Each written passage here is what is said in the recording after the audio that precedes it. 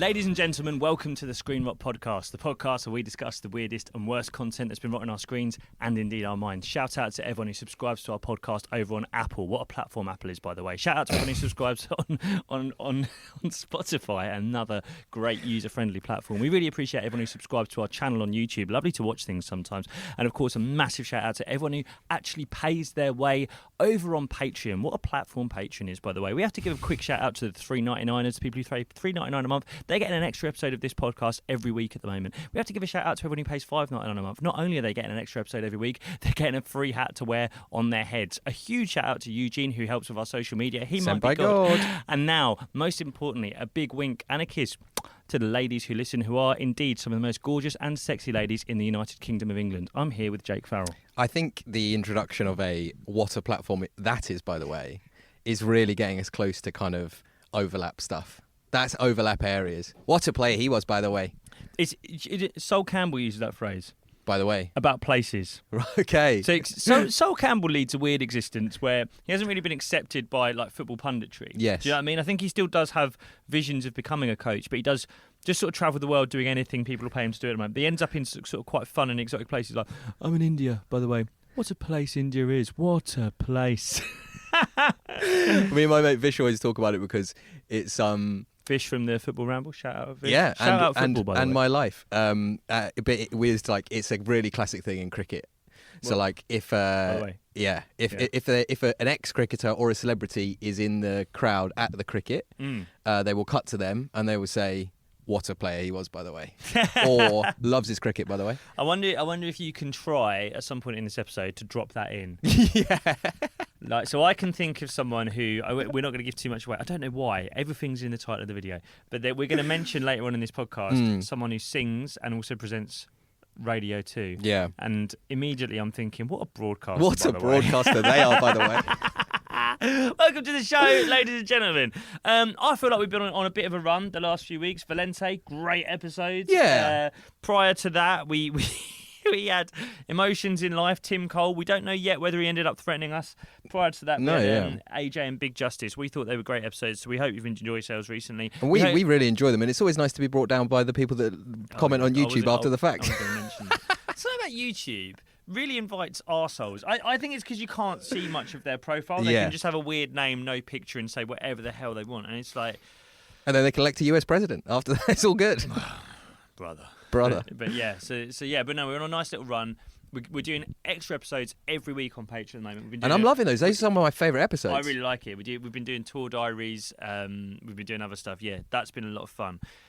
I should mention something big that's happening in the Screen Rot universe. Obviously, live show. We've just had a Christmas special. What a night that was, by the way. You didn't see those surprises coming, did you? I did not see those surprises coming. Hasn't happened yet while we're recording this. But in the Screen Rot universe, there has been a big development, and it's kind of what you would call a Screen Rot NCP. Is that correct?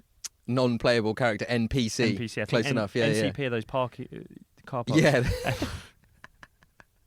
Screen Rot NCP. Real insight into your life there. My brain, man. My fuck's brain. So, Mango the cat. Yes. The broad-shouldered 51% shareholder. Well, look, OGs of Screen Rot and the good people who go back and listen to every episode. This happens quite a lot. People will find the podcast, go back and listen to every episode, and then sort of come back forward again and find us here in a lovely studio with an actual camera prior to us being in my spare room recording on my phone. They can trace my hairline in real time. How come we're not getting any new followers, Jake? I've set the phone up. I'm doing 32 quid a month on the iPhone. Why are we not getting followers? Anyway... My cat, my Bengal cat, right? She's Bengal. She used to interrupt recordings quite a lot when we recorded at my house. She did. She would drive you insane. Yeah, and I don't mind admitting, I'm afraid of her.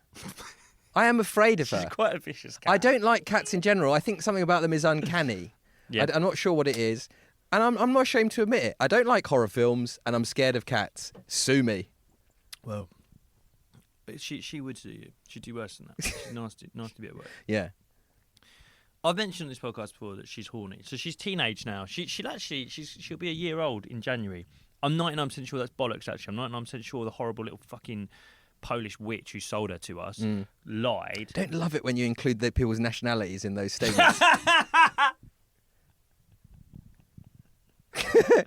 Where this is a week after you've announced you're mounting a campaign to bring back the British High Street. Don't fucking hell, I'm getting so much. You're getting pelters online for that. Jacob's gone right wing. I mean, She it is Polish. I know it is just a descriptive term. I'm just saying it doesn't make me feel happy inside. I don't know, the middle-aged witch. Is that better? That's fine. Yeah, I'd rather you Apparently. be ageist than racist. So there's So again, sue me.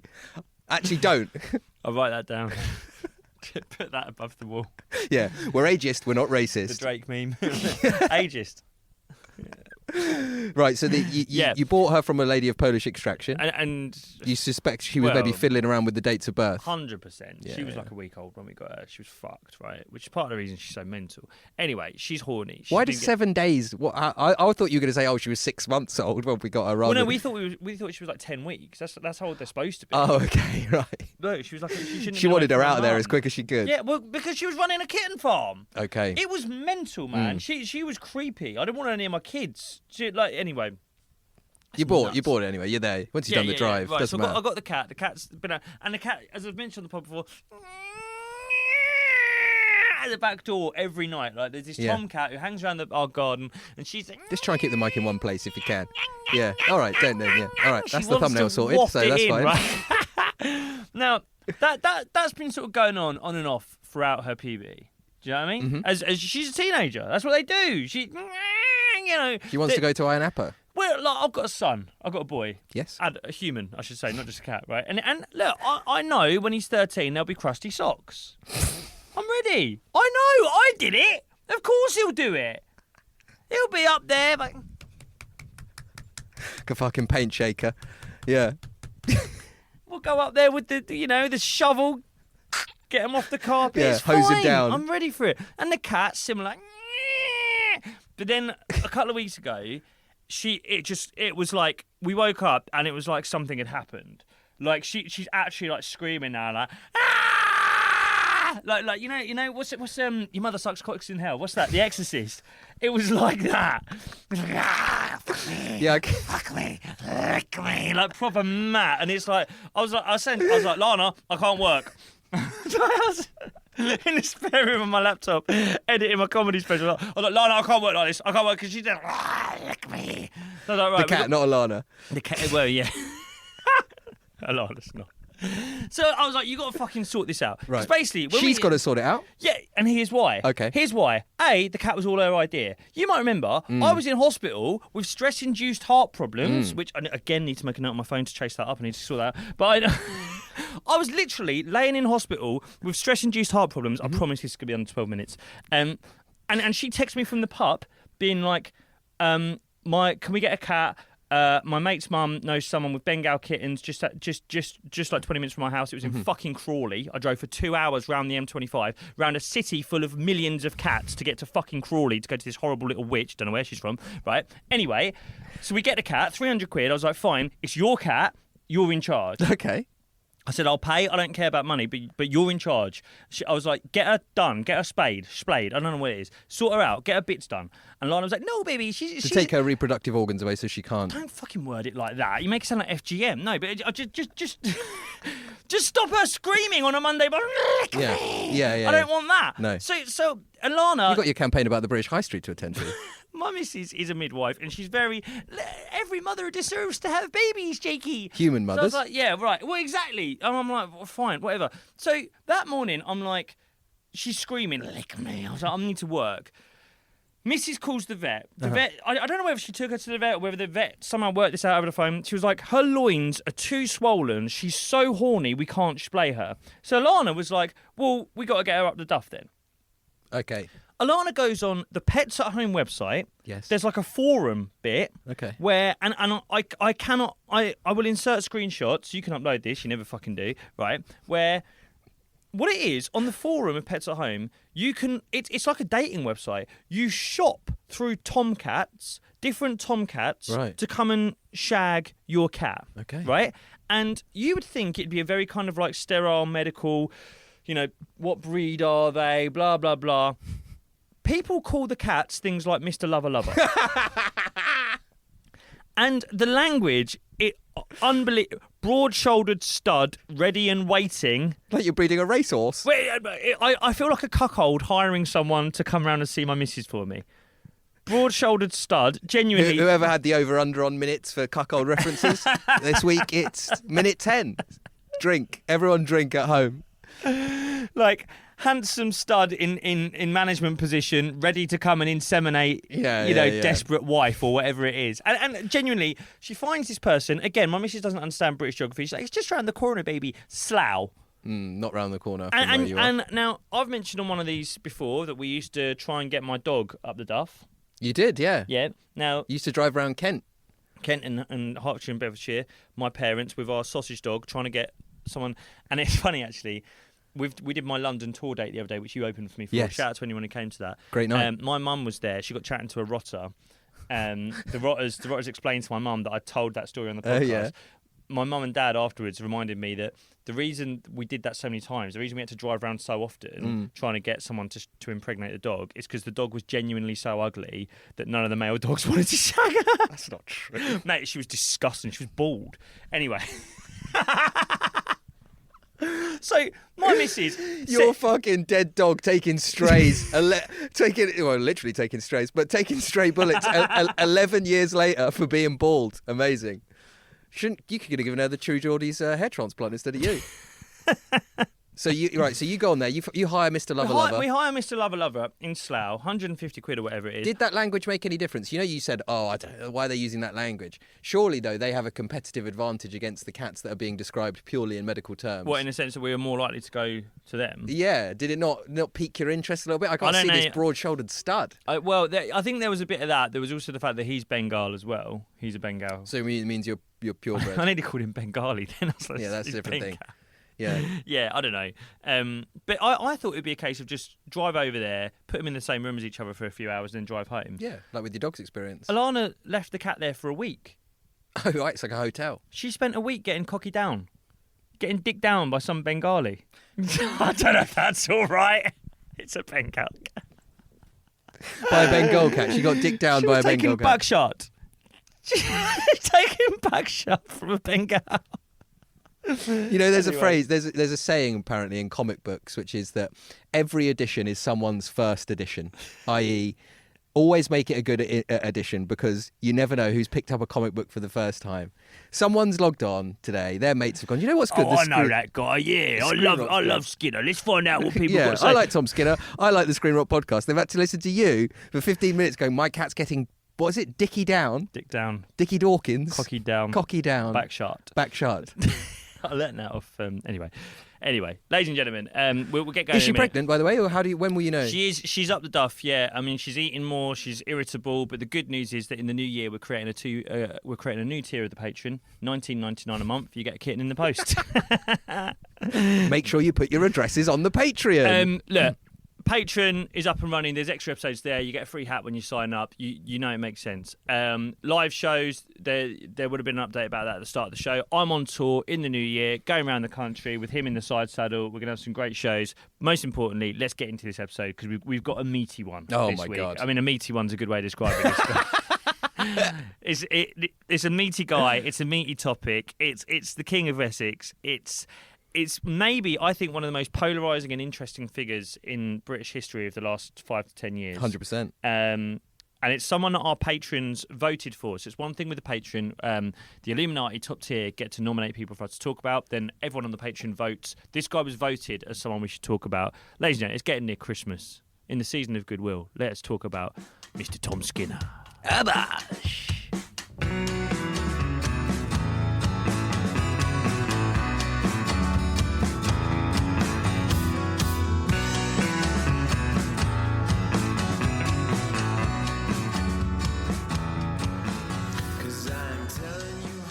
Right. It's the first time that I've done this intro and I've been like, this is what he would say. Yeah. That's true, actually. Oi, get on this. We've been waiting for this day in a way, haven't we? Well... We've been circling it for months. Well, I mean, look, yeah, get on this. Tom Skinner. Apprenticed contestant. Yeah. Businessman. business owner. Yes, both things. The creator of Bosch. The creator of Bosch. Now, that is confirmed by Big John, who we did our first ever episode on. Big John says himself, he says, I didn't create Bosch, Tom Skinner. Now, obviously, it's been in Cockney dialect for decades, but Tom Skinner is the one who's made Bosch a thing. I have also seen that it's become, like, Big John's become relatively combative about it now. Like, I've seen him say something to the effect of, he said a thing once where he's like, well, both people can have chairs, but one chair's better than another. But he doesn't. Really? Yeah, he's kind of come out fighting a little bit. Oh, okay. John is getting... John is getting a bit... No, we love Big John. We love Big John. Big John has become bigger than it was ever possible Big John to imagine that he might have been. That's maybe the issue. Yeah, he's getting very combative in his comment sections. He's fighting back, and to be fair, when people have a go at his weight, it's like, yeah, fair enough. Yeah, like fuck off. What that is, again, to go back to kind of anonymous trolling. Like, Big John, the clue's in the name. Yeah, exactly. Yeah. Like, he's fucking aware of it. This fella's a bit big, isn't he? I think so. Yeah. And it's like, also, clearly, like, people struggle with their weight. He's trying his best. Whatever. Who gives a fuck? Might challenge. He's trying his best. He fucking lives in Blue Orchid. Friend of the show, Red Richardson. Yes. I'm going to play some voice notes from Red. Friend of the show, so we will get to Tom Skinner in a minute. If you're new to the show, this is how it works, by the way. We'll talk about the subject of the episode about 40 minutes in. Friend of the show, Red Richardson. So Big John does a show called, what's it called? The Big John Chinese sit down. Chinese sit down, yes. Now, friend of mine and friend of the show, Red Richardson, the guy who goes, stay toxic, everyone. Very, very funny comedian. Jake can put this up. He knows I love Big John. He sent me a picture one day of a cake, a Victoria sponge that is iced with the words, stay toxic, Bosch. I was like, where are you? He was like, I'm recording the Big John Chinese sit down. He actually, the Chinese thing isn't a joke. He loves Chinese. The next thing I said. Did anyone think it was a joke? Well, he loves Chinese, and the funniest thing was, I was like, I immediately tuned into like the Fisher's sons, Johnny and the rest of them. I was like, wow, Red's doing the show. I wonder if they've put any stories. They'd put up stories of them recording the Big John Chinese sit down, where Big John eats Chinese. Then suddenly they were putting up pictures from a Turkish restaurant. Right. I text Reddit. I was like, did you record on a different day? He was like, no, they ate twice. It was fucking unbelievable. I think we might have told that story before, but I don't mind doing it twice. It's a good one. They filmed an episode all eating Chinese, and they went again. And the funniest thing Red told me, when the Chinese food came for them all to eat, apparently Big John sort of went up to Red. He was like, I should apologise. This isn't the best Chinese. The problem is most Chinese restaurants close on a Monday. It's an absolute nightmare. It's one day of the week. When that's your biggest nightmare. It's an absolute nightmare. We can get Chinese, but it's not our usual, so do your best to enjoy. That's so good. Anyway. I think when I first started watching Big John videos 2 years ago, it was kind of like when Emma would see me sat in bed on my phone, like looking at a man doing his like 2 chicken chow mein, 1 pork Hong Kong style, 1 pork Cantonese style. Like, it was kind of funny then, 2 years ago. I'm still doing that now. Mate, do you know what? What's funny is did you say 2 years ago? It probably must be about 2 years ago. 5 years ago. Was it 5 years ago? I think it's 2025 nearly. Oh my God, yeah, because I guess it was lockdown, wasn't it? So I know what you years. mean. That was how they kind of went big. It was watching him order copious £200 worth of Chinese food. Off the top of the dome, no notes needed. No notes like needed. Jay-Z when he used to record. Yeah. The Jay-Z of the UK. Sweet and sour Hong Kong style, sweet and sour just with the balls with the sauce on the side. Egg fried rice, plain fried rice. And prawn crackers. But then... So where was I going to go with that? Yeah, I used to watch him order the Chinese. I was like, wow, it's amazing he can say it. Now, like, he doesn't even put up videos of that. He puts up pictures, Big John, screenshots of him just WhatsApping the Blue Orchid. Yeah. I'm liking that. Yeah, That's enough. That's enough. I'm giving that a like. Oh, God. My favourite comedians, some of my best friends will put up content I won't share it. Yeah, clips Big that John, they've worked on tirelessly for. Yeah. Big John, screenshot of a WhatsApp order to To his mate at the Blue Orchid. Nice one, John. Hope Nice the one, family as well, mate. You bosh. Now, I think you hit on something there that will bring us back round to Tom Skinner. He was a necessary part of people's lockdowns, wasn't he? Yeah. Big John, right? Yes, yeah. And we fell in love with him during lockdown. Yeah. Locked down, struggling, bored. What can you enjoy? And you wanted to see someone positive. Yes. You wanted to see when there was a lot of misery around, when you're watching Boris doing the fucking briefings, Yeah. you wanted someone positive. Tom Skinner is positivity. That is the one thing. Now, we're going to get into this a bit more later on. As I say, the patrons nominated Tom Skinner.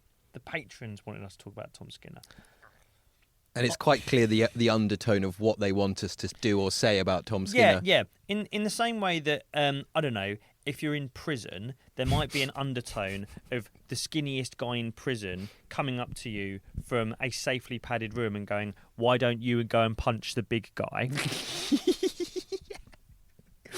Patrons. Sorry, I've not seen you around here before. What wing are you on? Oh, I'm on the sex offenders wing. I'm safe in there.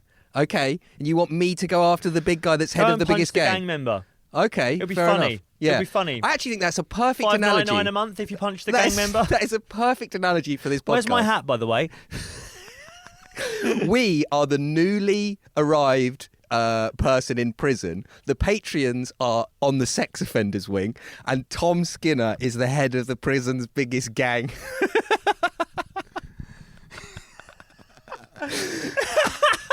But this is the thing. The patrons were like, "Yeah, get him." Now, we're gonna. Don't worry. Like I will say, like there are things we're gonna talk about with this guy. There was also, and we're gonna get into this. But we're not going to be told what to do by some sex offenders. Well, we're also not going to get punched. Yes. But what we will address is political leanings and where that leaves our overall opinion. But initially, I just want to address this guy is the most positive person on the planet. And during lockdown, when we were struggling, he was uploading content like this that A, made me feel better, and B, made me an alcoholic.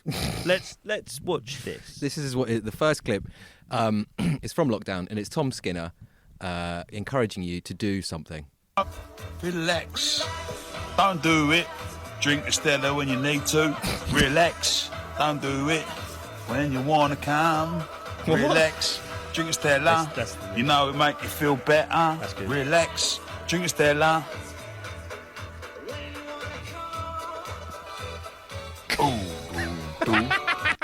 Now, can I just say there, Please. that is slightly before Bosch went big, and you can see at the end of that, he needed to end that, and he didn't know what to do. Yeah.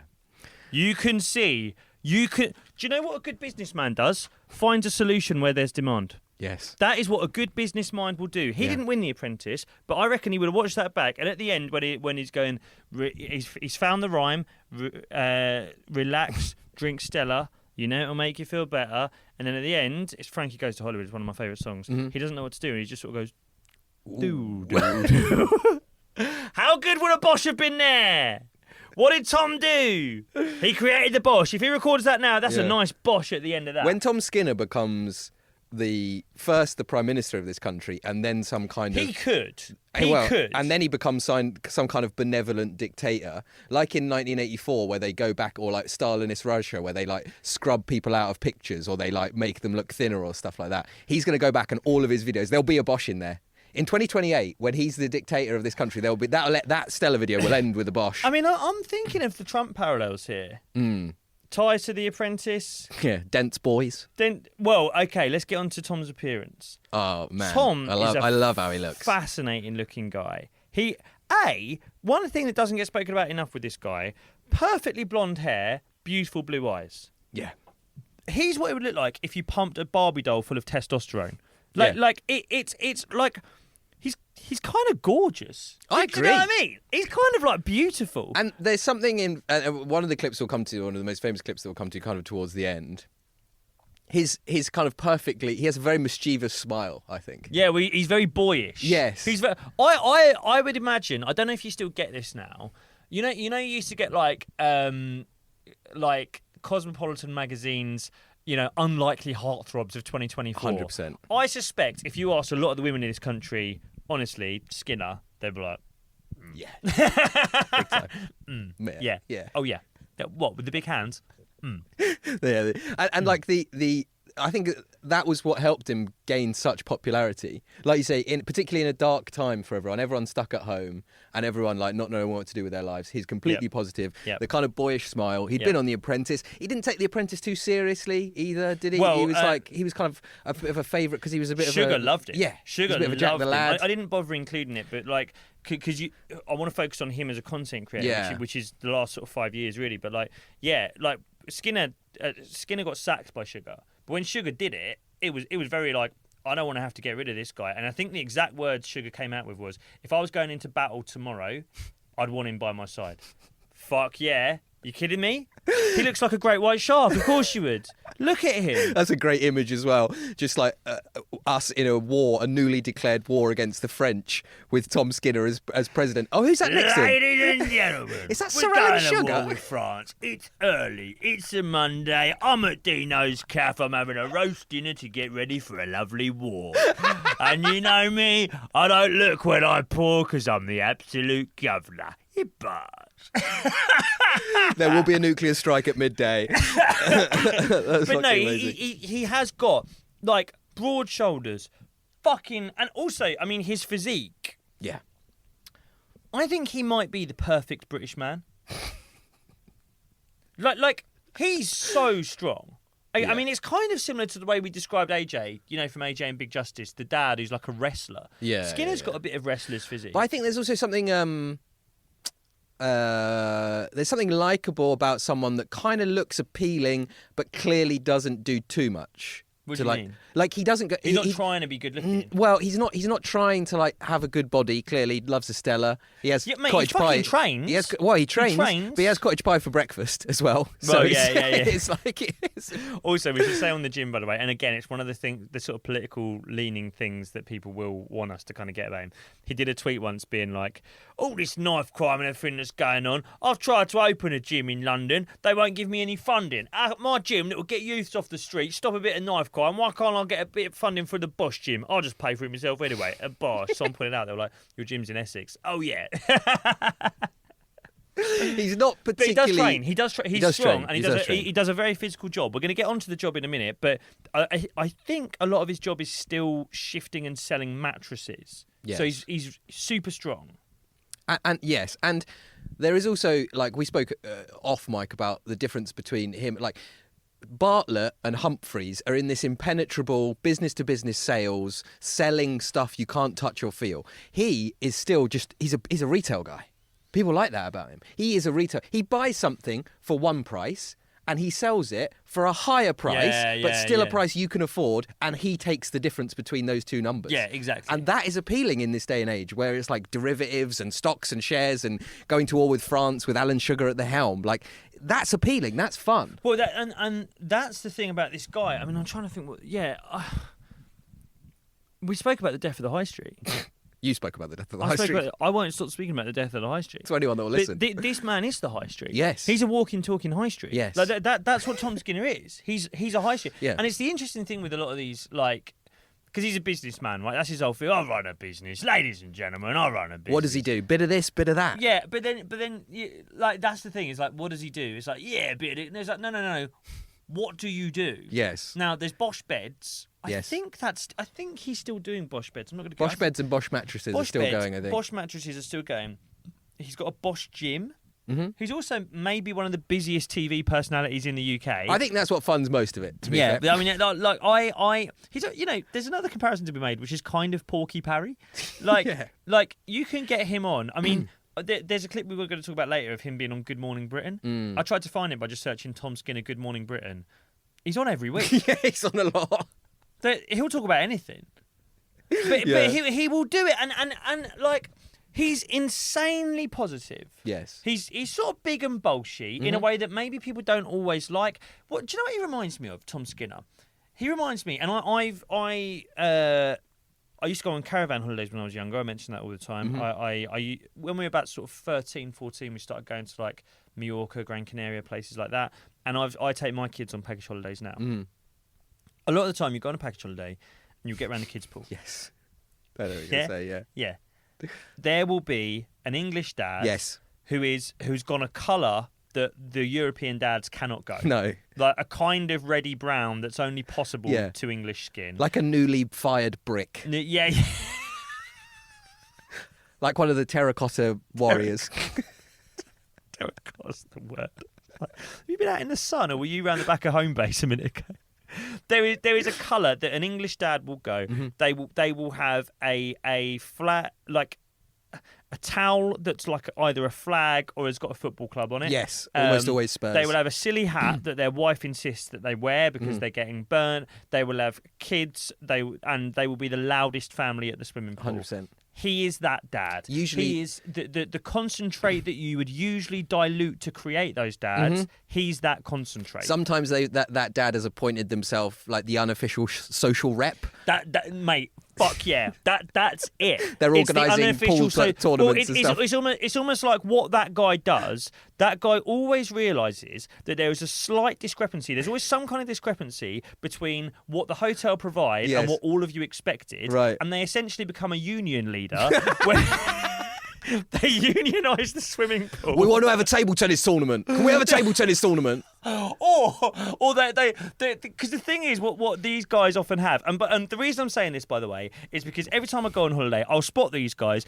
Me and my missus will kind of do a and then Move a few beds down. yeah, but then 3 beers later, move 3 beds back up. 3 beers later, he's my best mate. Yeah. He's my fucking best mate, and I'm talking more Snouts all Cockney. round. I'm code switching to try and be pally. I'm smoking when I haven't smoked in years, and I'm doing anything to get my kids to be friends with his kids because they're the fucking best, right? Yeah. But that is they unionise the tourists. Yeah. Because they will always have a slight Karen energy. Yes. Do you know what I mean? They will always have a slight, oh no, look bigger on the brochure, didn't it? Do you know, Yeah. there will always be a bit of that on holiday. And what I've often found, whether it's, and I've noticed, I probably had this 2 or 3 times when I was growing up in like all different destinations, Turkey, Spain, Greece, or whatever, whichever teletext holiday my mum and dad had booked that year. There's always a slight undertone of like, this geezer Pedro can't organise this himself. Yeah. We should take over.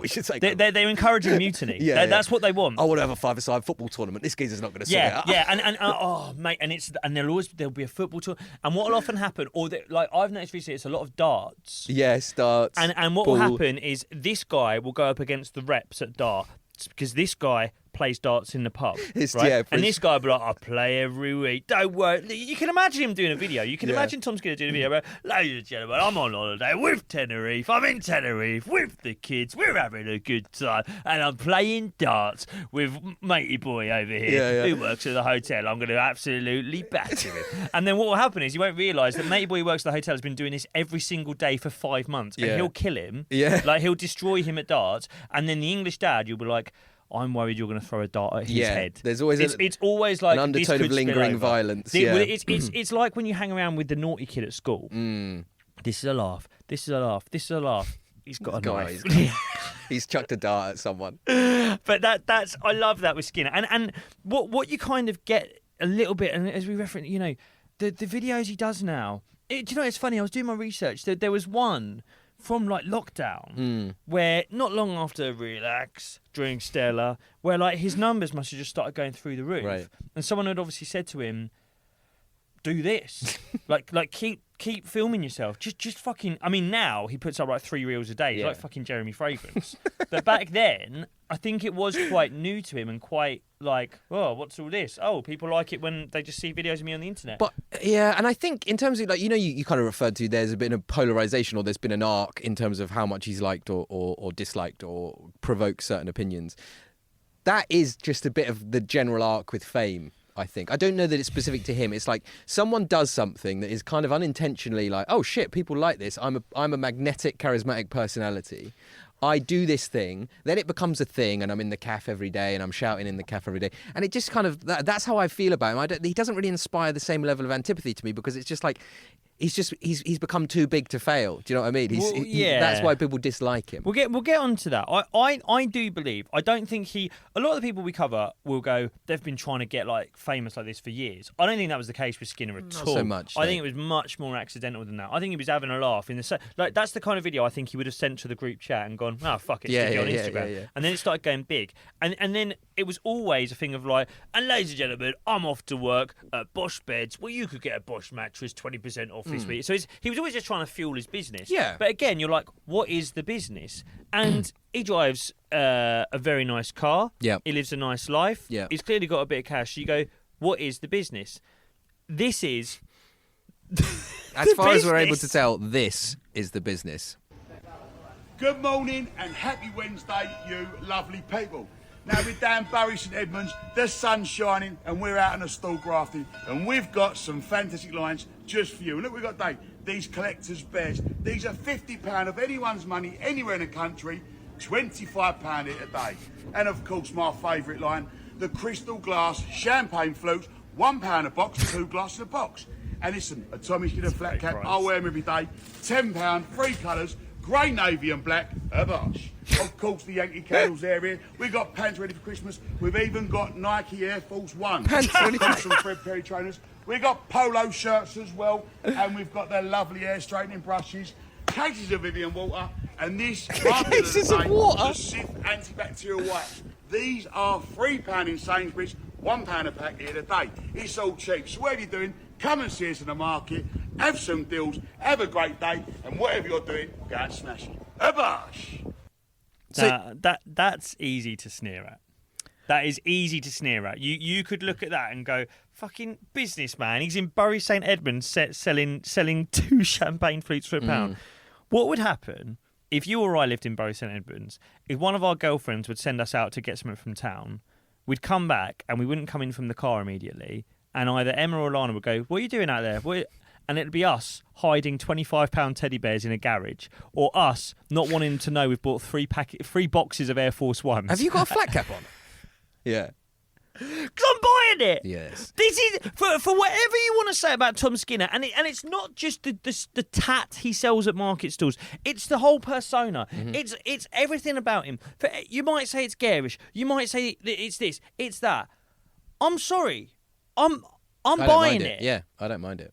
I don't mind it. And it's fucking clever because he's taking commonplace products. Yep. He's finding them probably at a cheaper price than usual through wholesale. They're off the back of a lorry. No, they're not. And his brand is the X factor on top that allows him to generate profit. Exactly. Which is a hard-earned thing. And like all of the, you sometimes get these lads on Instagram that are like, do you want to know how to make £4,000 a month by selling products on Amazon? And it's like, you go and you find the toy that's most expensive at the moment, you buy it at the toy store or whatever, and you put it on Amazon. That's a great point. Like he's doing that, but in real life, he's just doing retail arbitrage down the market. That's it's not even retail arbitrage. It's just retail. That's what he's doing. Yeah, well, it's he's just personality. fucking good at it. But he's using personality. They're using an algorithm. Yes. He's using a personality. Every time you find one of those absolute arseholes going, guys, if you want to make 20 grand a month extra just using your phone, sign up via the link in my bio, reply to this with a money bag emoji. I will tell you how I can do it through Forex trading. I'm just putting that clip out on its own.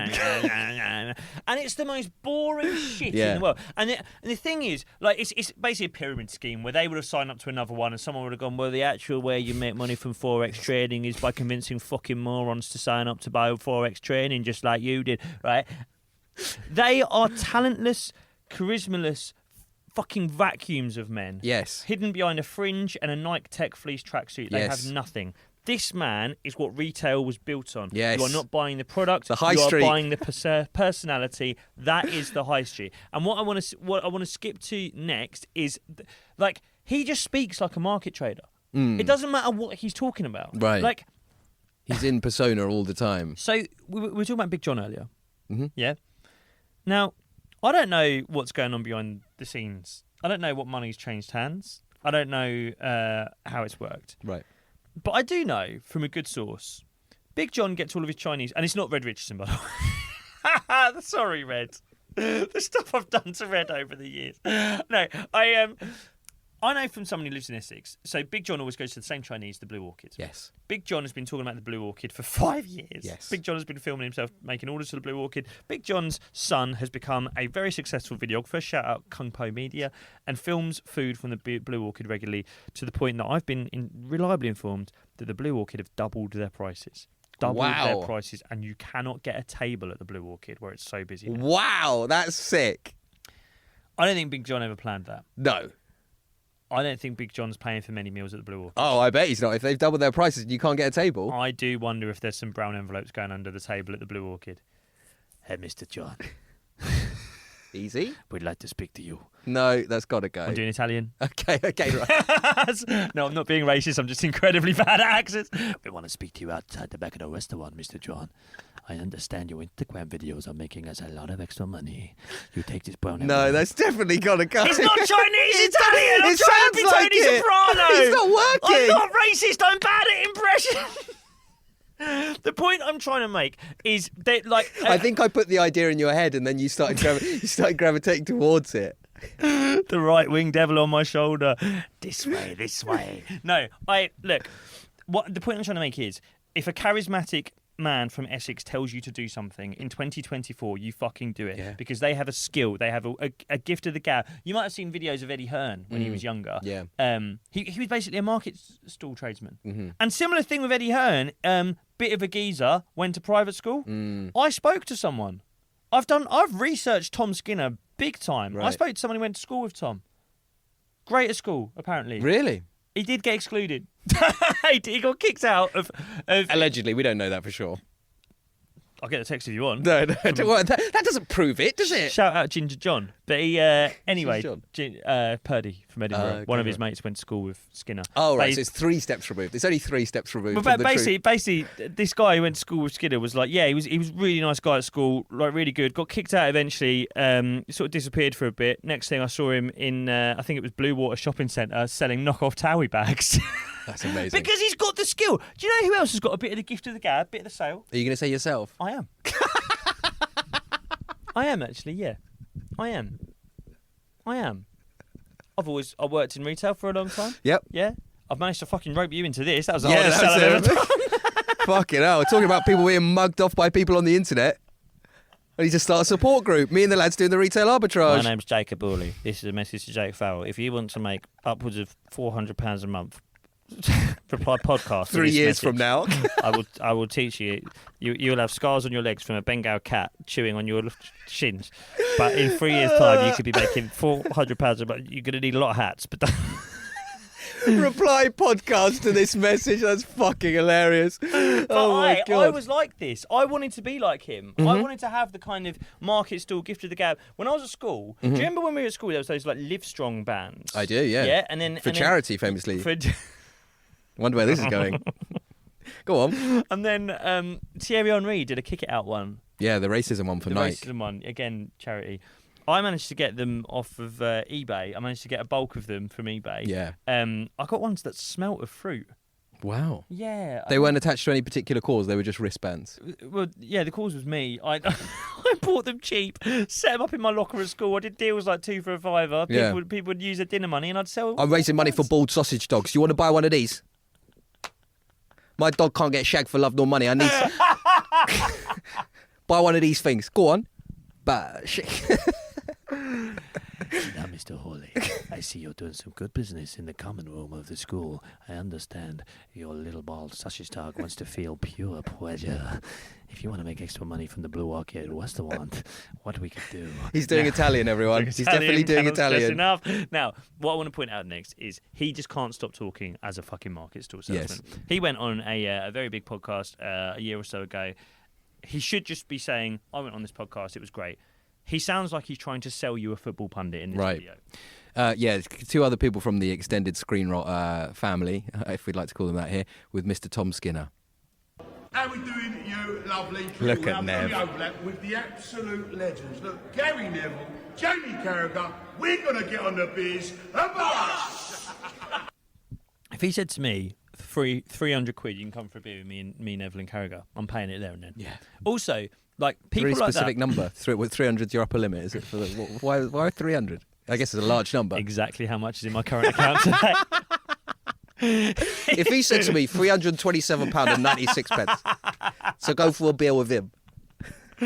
But like he's got that positivity. Like you said I want to watch that one more time. Mm-hmm.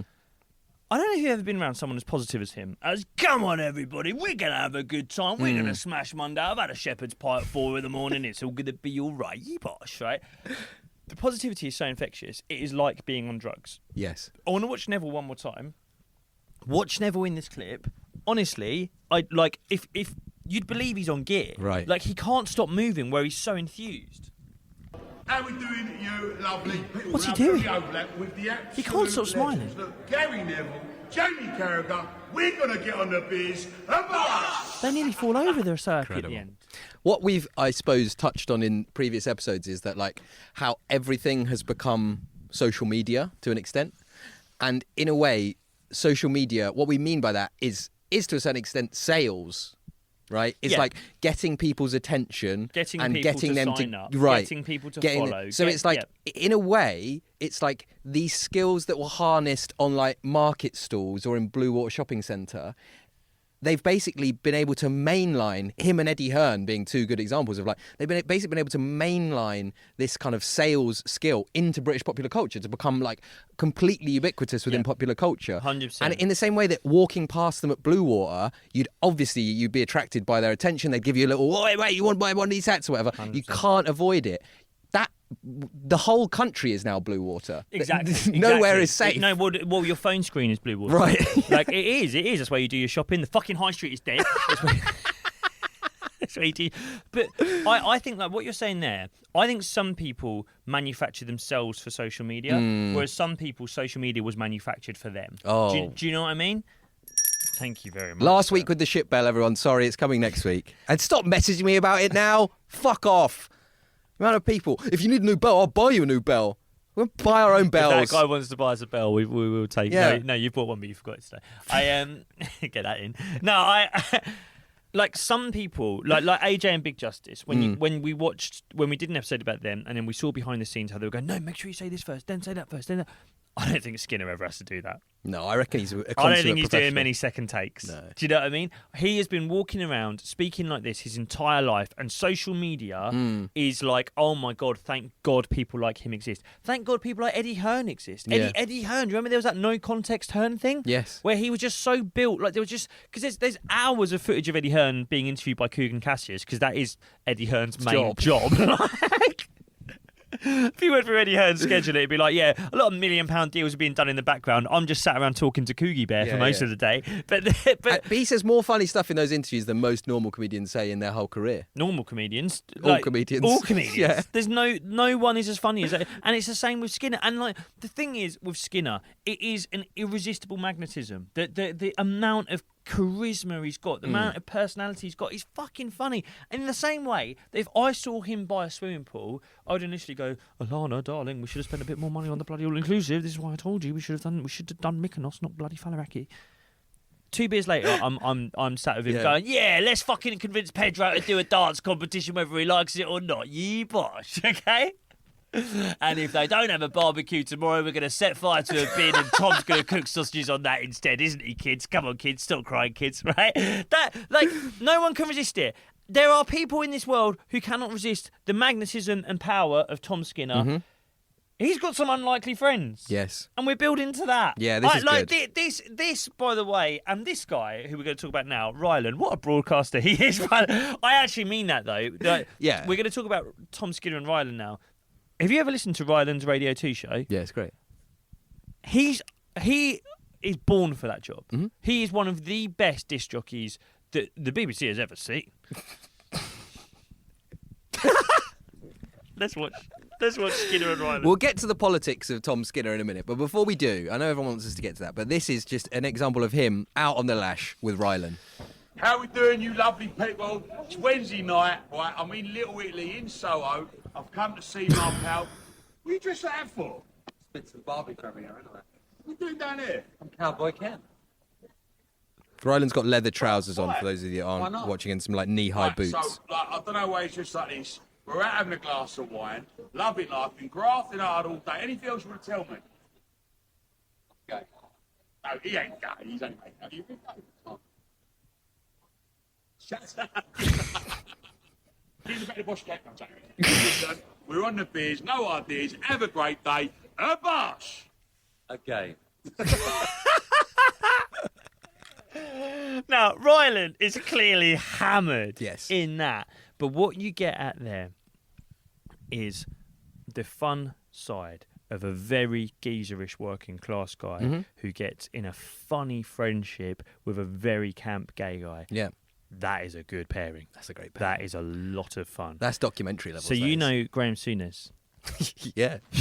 Not personally. Do you Yeah. know who his best friend was? No. Passed away a few years ago.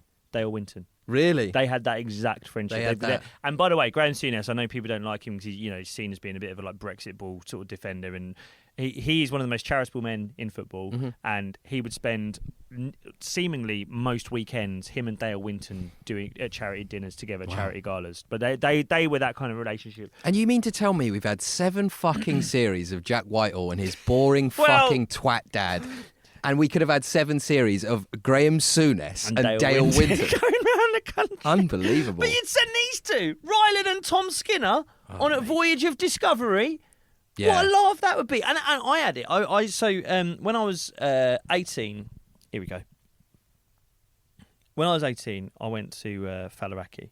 Yeah. Famously. Told the story briefly on the podcast before. For anyone who hasn't heard it, went on a lads' holiday, 6 of my mates, fell in love with a Slovakian waitress, came back to England, didn't have much to do. My mate Big Dave was in a similar situation, fell in love with a Greek waitress called Stagia. We won a poker game at our local pub, booked flights back with no return flight, got jobs out there, stayed for the whole summer, went back the summer after. While we were there that summer, I mean, we both fucked it.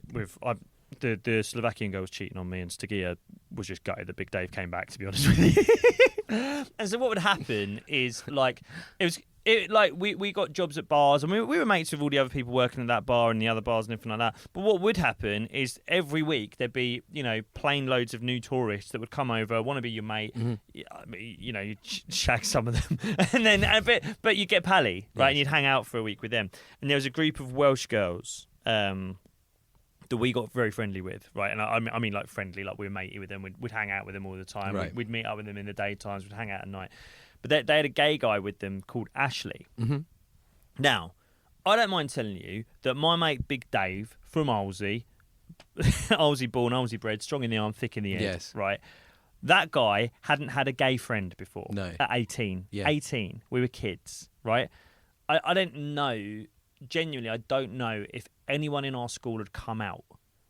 I talk about this in my stand-up show at the moment, but like people forget how homophobic and closeted schools were in the 90s and mid-noughties. Yeah. I genuinely, I'm racking my brains. I don't think there was one gay person who came out in our school year of 150 up to the age we were 18. I didn't know anyone that was openly gay till I went to uni, for sure. No, Yeah. I mean, I know there were people in my year who had since come out as gay, but they're not out of school. Yeah. But so it was interesting, and I was even at that age, I was already a bit more kind of like lefty, like You wanted to be a comedian. I wanted to be a comedian, but I also had friends from other schools. I don't want, like, an 18-year-old who goes to Faliraki on holiday can never be worldly, right? Yeah, but you weren't a Novara media writer. Right? No, but me and Big Dave were slightly different like that. You and were slightly more worldly than Big I Dave. think I had friends who were gay and blah, blah, blah. Right. Whereas Dave was very much like, geezer, hung around with his dad and his dad's mates from the pubs and our mates and watched football, and that was Big Dave. Yes. And over the course of this week, watching him become friends with this guy called Ashley, this gay Welsh guy who, when I say gay Welsh guy, he was hilarious because he was incredibly camp. Right. But he was also very kind of like, the Valleys was a thing at the time. I don't know if you I remember remember, that. yeah, So vaguely, this is, and I will say this in relation to Tom Skinner, I think Essex is the most culturally influential part of the country, maybe part of Europe. At the moment it is in this country. Over the last 15 years. Yeah. And it influenced Maybe Liverpool. it influenced parts of like the Welsh valleys. They were suddenly caked in fake tan, dyed hair, right. silly clothes. And this Ashley guy was very like that. And him, like, I think immediately he noticed. The other thing about him, actually, all the girls were like 18, 19 our age. He was like 33. Was he? Yeah, it's quite weird. Interesting. Yeah. I like fish out of water friendships like that. Yeah, Big Dave and Ashley together. with it. Yeah, I mean, I'm just worried now. I'm like, oh god, was he a perv? Was he? I don't think so. Was he putting it on? Just Got no hanging out with evidence these to do 18-year-old girls? Basically, he would wind up Big Dave, and he was aware that Big Dave. I will not use the word homophobic, but Big Dave was very like, oh god, Yeah, right. okay. And he'd wind him up, and like. It was really funny, and it got to the point. And even there, where Skinner and Ryland go, "You go, I'm not gay. You go, I don't know you're gay, right? Get in the back of the bus cab. Oi, oi, no, I'm joking, right? Like that's what it became like with Big Dave and this Ashley guy. Yeah. To the point that I remember, like Ashley was in the pool, Big Dave was stood by the other bit of the pool, like. And it's it's like the kids' pool. There's like a little like railing almost where you can't get to it from the main pool. Big Dave. The joke had become that Ashley fancied Big Dave. Right. Big Dave pulling a Mooney at this Ashley guy, doing the Borat voice and going, "You will never get this. You will never get this." It's good stuff. It is good stuff. It's to be funny. fair. Now that is what is going on between like Skinner and Ryland. It's good banter, and it's not what you would imagine. For the people out there who think that Skinner is this big right-wing reform voting thug. I don't think that guy would be taking Ryland to a kebab shop as he is in this next clip. Yeah, Should we just watch this? Yeah, this is another insight into their very endearing relationship between Skinner and Ryland. This one, they are sloshed again and at a kebab shop. What? Is in the kebab gap? Boy! Anyone got a lighter? Is it a Bosh at the end goes quite serious. Yeah, Bosh. What's going on? Is he all right? Look, there'll be people watching this who, if they disagree with me, will be going, it's possible for right-wing racist thugs to be friends with gay guys. I'm aware of that. I think what I'm trying to point out is that this to me, what Skinner feels like is someone who maybe comes from that world. Yeah. That world where people sometimes do tend to end up a bit more, I don't want to say reform, but that way minded. Yeah. Well, I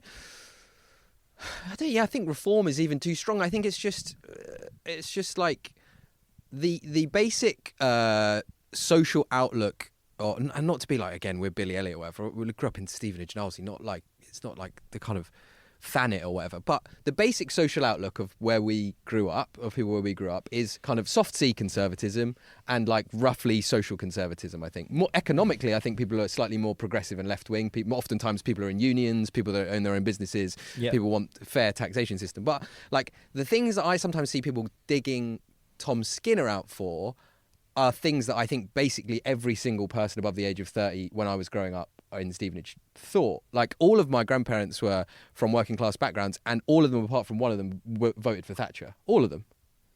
And they believe and I disagreed with them politically on a number of things. I'm sure that if Tom Skinner and I ever got the chance to meet, we would disagree politically on a number of things. It's the same. Like I do content with True Geordie quite a lot. Right. Now I have to acknowledge True Geordie has said things in the past that are genuinely racist. And he has apologised for those things. Well, I mean, Jeff Norcott's probably a better example, right? Of someone. He's a conservative. He's an open, like, I mean, not an open conservative. They won every election basically for the last fucking 100 years. It's like something you have to hide. Right, but it's I was going to make a different point with True Geordie. I know what you're saying about Jeff Norcott, which is like, but he's a Tory. He openly says he's a Tory. He admits he's a Tory. Right. Admit it's like half the fucking country. Yeah, probably more. But how can you be friends with him? Because he's a basically good guy. I've never seen him be nasty in any way. There's also a lot of conservative people who aren't nasty. Yes. And Jeff says himself, he's like, people assume that I'm this like racist homophobe. He's like, Jeff wouldn't mind me saying, like, his son's got two godfathers. Right. It's a gay couple. Right. True Geordie said the racist thing, apologised for that. I do believe that was a mistake he made. Whilst a bit pissed, it doesn't reflect what he actually believes about people from Islamic backgrounds. Right. I believe that because he has. Brian wouldn't mind me saying he's got a wife from an Islamic background. He spends most of his time working in the Kingdom of Riyadh for His Excellency Turk Al Shade. He does get money for Arabia. that, to be fair, but he does get money. Yeah, he could get money for an awful lot of other things if he was actually an Islamophobe, which would mean not spending as much time in one of the most Islamically conservative countries on the planet. Yeah. He's also, I will say, I've done a lot of like panels. I've appeared on panels, having a laugh. True Geordie's panels are the most diverse panels I've ever been on. Yeah, fair enough. Right? So I don't think he's a racist. Yeah. Yeah? That it is possible that he is a Geordie guy who spent a lot of time underwater He was a deep I sea don't know why this oil has diver. got into like defending True Geordie's Well, political but opinions. I'm defending people who maybe think differently. To Yeah, you. yeah. And I think ultimately what you should do with all of those people is thoroughly examine whether they're actually racist, actually fascist, actually nasty. And I did say this with our Patreon group chat. I was like, can anyone give me an example of him actually being nasty to people from another country, saying that he would want anything like that? Right. I don't think we got anything. And so what I did do, because I can only judge Tom Skinner from what he puts on the internet. Seems good, but you don't know what people are like behind closed doors. Fortunately, I've got a mate, Sam. Now, Sam does a podcast called the Reverse Cowboy Podcast. Sam knows Tom Skinner. Sam hangs out with Tom Skinner. Now, the whole point of the Reverse Cowboy Podcast, Sam and another guy called All Right Fans, they come from different sides of the political spectrum. Sam is a very, very lefty guy. Right? He's mates with Tom Skinner. So I messaged Sam and I was like, can you give me a little bit of info? Because I said to him, I was like, look, our patrons have put us up and said, would you do an episode about this guy? I want to take the mick a bit, but I also, if he's actually nasty, if he's a racist, do you know what I mean? I don't want to be like, he's geezer of the year. Do you know, do you know what I mean? So we got a voice note from Sam giving us the inside scoop on Mr. Tom Skinner. So when I first met Skinner, I felt like I was meeting one of those dogs that, you know, it's really family orientated. It's lovely. Everybody loves it. It's really warm and never done anything wrong. But you just sort of know that if somebody stands on its tail the wrong way or something, you know, it might devour a toddler, you know, and it might just snap. I was a bit scared of him like that. But he took me to this pub that he drinks in, which is fucking horrible. And he introduced me to loads of terrifying looking blokes. And after about 8 drinks, he got me in a headlock and like started introducing me to people as his pet lesbian. So I was like, oh, fucking hell. Then he introduced me to this like Sam one does look guy like a lesbian. who was definitely one of the great train robbers. He was about 90, massive turkey teeth, like a 50-gram Rolex on. He had a bodyguard, and he just kept sort of going like talking under his breath at me. And I couldn't hear him, and he'd go like, and then he'd go and like start slapping the table, and I was terrified. You know, I thought, I'm not going to get out of here. I was looking around for Skinner, and he'd already abandoned me to go to be with his family, because that's the kind of guy he is, really. But it turns out Tom Skinner is extremely loving, positive, and warm. You know, he's a great friend, and he wants the best for everyone, genuinely. He does have, like, some kind of Churchillian Brexit-themed autism, 100%. Yeah, but I think that's just because he can't help but only see the positive in things, and in people and in situations. You know, he just wants the best for everyone. So, you know, go easy on him, because he's a good guy. He really is. Abosh! Now, again, like, not that it probably needs to be made clear. I would consider myself a left-wing person, and I think there are probably many, many areas of politics and policy where I disagree with Tom Skinner. And I know one thing that people were angry with him about recently was like an endorsement of Donald Trump. And that does cross the line for some people, because Donald Trump has said some particularly heinous things about Mexicans and Muslim people and in the past, and he is also threatening to bring back the abortion ban in the United Kingdom, or in the US, or to continue that, right? So that one, I feel like I kind of get it. But on the other hand, literally 70 million people just voted for him as well. So if we're going to contend that like anyone that likes Donald Trump is like persona non grata, that's probably not going to fly as a political project going forward, right? So like, I kind of get that. Beyond that, though, again, I might disagree with him on a whole load of things. I disagreed with my granddad on everything, right? And we had a good relationship as well. He had some political views that I wasn't a big fan of. They never crossed the line into stuff where it's completely unacceptable. But he believed in some Thatcherite Churchillian stuff that I don't give a fuck about. Well, I don't know how we're going to move forward, or how let's fucking serious now, and how the left is ever going to be a proper force in this country if you can't at least make common ground with these people somewhere along the line. 100%. And also, like, when I don't want to sound patronising on Skinner, because I don't think this he's an is idiot. going to fucking tank the Patreon.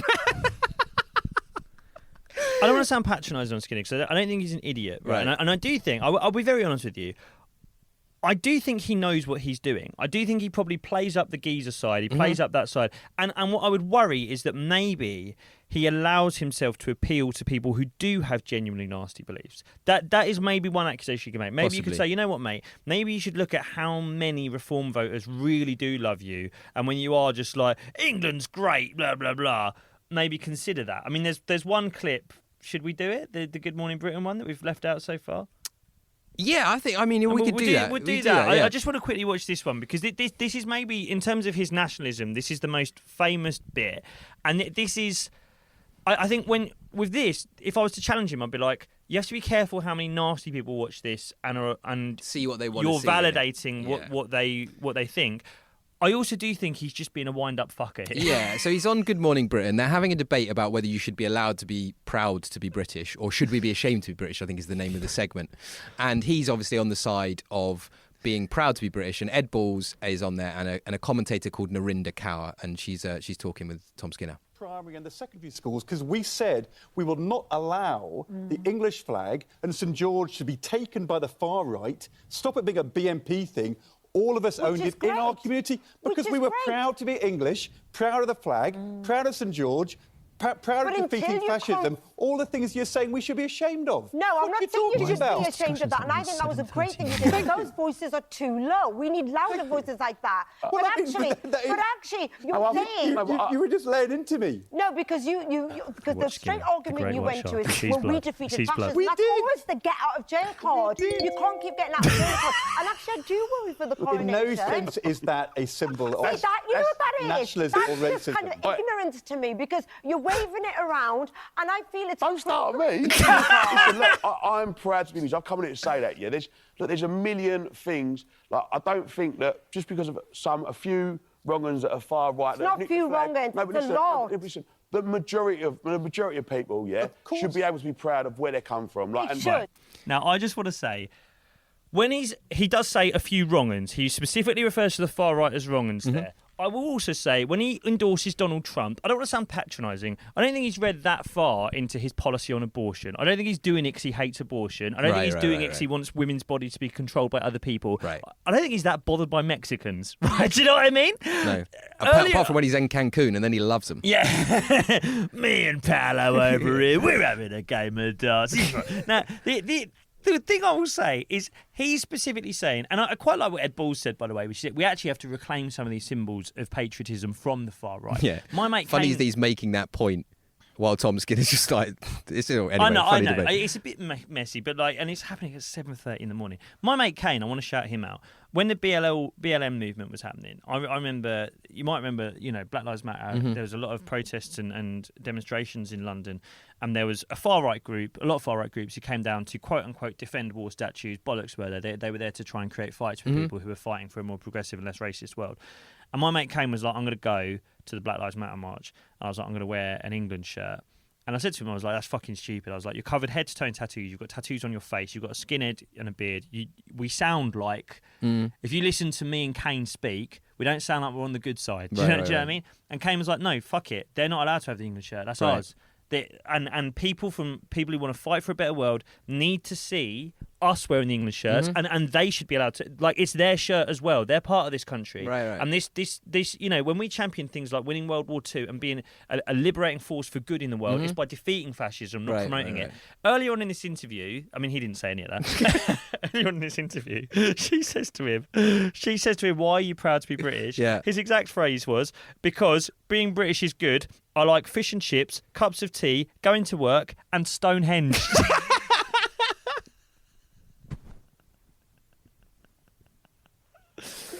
Being English is not that being far right. Ladies and gentlemen, I'm here with Jake Farrell, Screen Rock Podcast, and we love being English. We love cup of tea, fish and chips, we go to work, and we like Stonehenge. Stonehenge. I love the druidic pagan symbols and rituals of the deep countryside. Look, it's a very difficult thing. We've done so long. We've done way too long. I don't know. I am wary of him coming out and saying something objectionable between now and then. But between now and this coming out, I don't think that's going to happen. I've done my homework. I've spoken to people who know him. I've searched through stuff. I can't see anything nasty. And there might be people who would listen to this episode and go, you know what, Tom Skinner is at the very least very online, and you're only being so kind because you're worried he's going to come after you. And to those people, we want to say that is absolute nonsense. That would never be the case. Why would we be frightened of such a thing as Tom Skinner coming after us? Scream Rock Podcast. There's a very, very high chance you put in the back of a van and held in a container for a couple of weeks and fed cat food if you make me look like a cunt, all right? And that would happen. But good luck your podcast. Hope you're well. Abosh. And that will happen.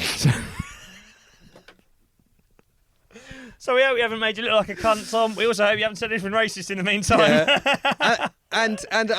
We've walked a bit of a tightrope with this one. Cheers, patrons. And I do just want to say it as well, like, if you are angry with people on the right and you are angry with Tories, you're well within your rights to do that. I'm not saying, like, you can't do that.